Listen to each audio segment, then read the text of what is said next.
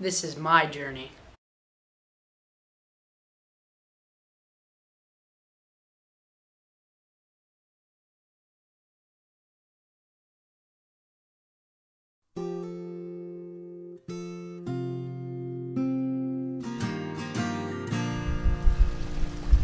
This is nice. Some poet once encouraged us to spend more time inhaling this kind of beauty. But who has the time, you know? Okay, just one good breath and then we'll get back to your stress. Well, we've already talked about event stress, so let's move on to those types of stress that are more long-lasting.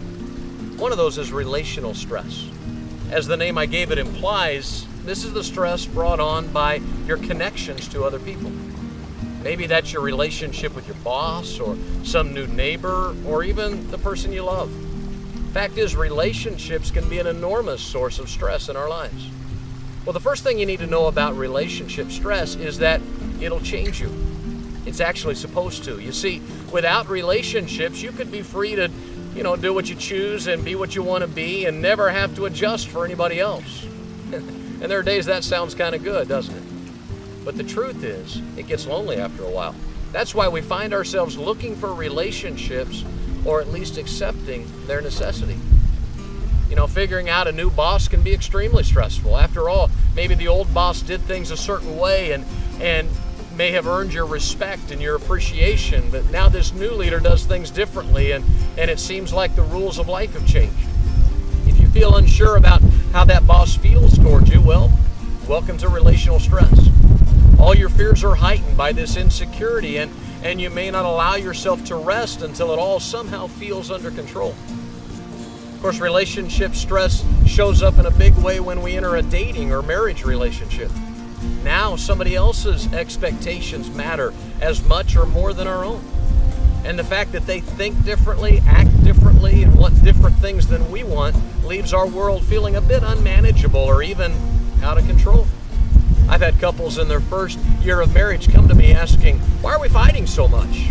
Usually it's just a matter of being on edge, an edge that relational stress has pushed us toward. Is there an answer? Well, first, you're going to need to accept some things as normal. Honestly, this kind of stress is supposed to happen. You simply can't have a relationship without some relationship stress. Now you may be thinking, well, that doesn't really help me a whole lot. Well, I understand that frustration, but it actually does help to know that what you're feeling is a normal part of the journey. In relational stress, a lot of the anxiety stems from feeling things might be broken or crashing down around me. I remember the first time I traveled by airplane. I was a young adult and I was sitting next to a good friend who had flown before. Honestly, I really wasn't a bit nervous when we took off, and even when some minor turbulence caused the plane to lurch a bit or to jump.